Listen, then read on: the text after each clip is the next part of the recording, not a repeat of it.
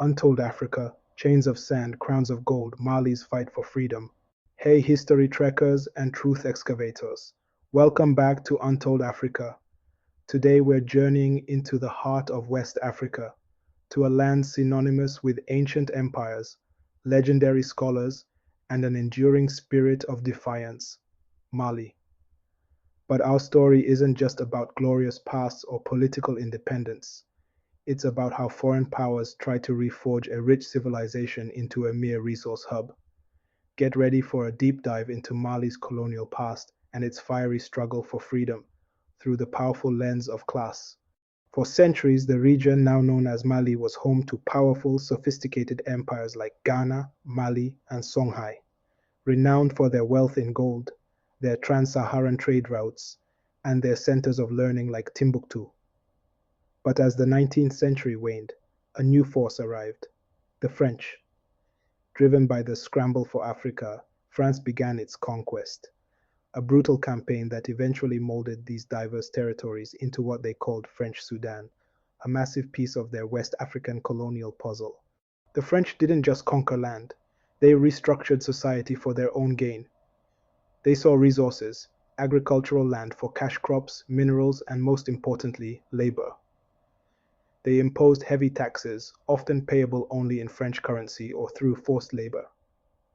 This system fundamentally altered the existing class structures. At the very top, you had the French colonial administration and a small elite of French merchants and settlers. Their wealth and power were absolute.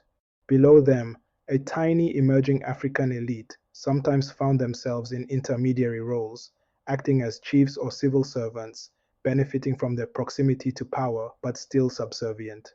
But the vast majority of the Malian population formed the base of this new colonial pyramid, a newly created peasant class forced to produce groundnuts and cotton for export, and a burgeoning urban working class toiling in colonial infrastructure projects, railway construction, or nascent industries. Their labor was undervalued, often unpaid, and always coercive. This was the raw face of colonial class division. The ordinary farmer, the local artisan, the laborer in the nascent colonial towns felt the sting of this exploitation most acutely. Their traditional communal land ownership was eroded. Their vibrant local economies were sidelined in favor of export-oriented production. Their very livelihoods were dictated by the fluctuating demands of the French metropolitan market. And what about the women? They were cornerstones of Malian society long before the French arrived. They were powerful market traders, food producers, and guardians of cultural heritage. Colonial policies, however, often marginalized their economic roles, favoring male household heads for land ownership and cash crop management. Yet, women found new ways to resist.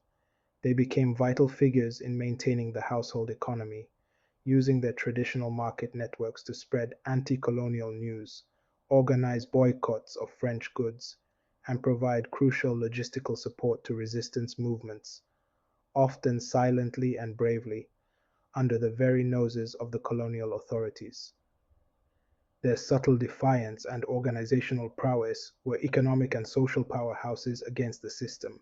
The youth, too, were profoundly shaped and became drivers of change. Those who received a French education often became deeply aware of the contradictions of colonialism, promises of civilization versus the harsh reality of oppression. They formed intellectual circles, student groups, and early nationalist associations, debating ideas of self-determination and Pan-Africanism.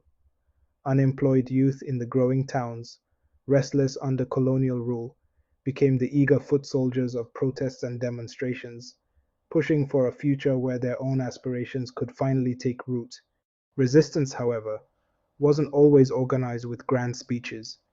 It began with everyday acts: farmers refusing to grow cash crops, communities hiding young men from forced conscription into the French army, and quiet sabotage of colonial infrastructure. These were the countless small battles waged by the ordinary people against the colonial system, often at immense personal risk. The post-World War II era saw a surge in organized nationalism. Leaders like Modibo Keïta deeply rooted in the Malian socialist and anti-colonial traditions, understood that true liberation required the mass mobilization of the peasantry and the urban working class. His party, the Union Sudanese African Democratic Rally, effectively united these diverse groups, transcending some traditional social divides, all galvanized by a shared desire for freedom and economic justice. They campaigned tirelessly, organizing strikes, protests, and political education, always emphasizing the collective power of the people. The political struggle was long and arduous. France tried various tactics, limited autonomy, delaying tactics, but the momentum of the people was unstoppable. The collective demand for self-rule, fueled by generations of exploitation and reinforced by the growing political consciousness of the masses, ultimately prevailed.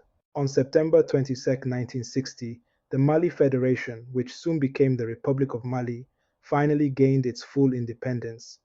It was a moment of immense national pride, a victory forged by the sweat, blood, and relentless spirit of every Malian, from the highest intellectual to the humblest farmer.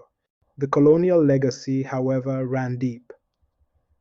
The economic structures, the imposed borders, and the lingering class divides continued to shape Mali's journey long after the French departed.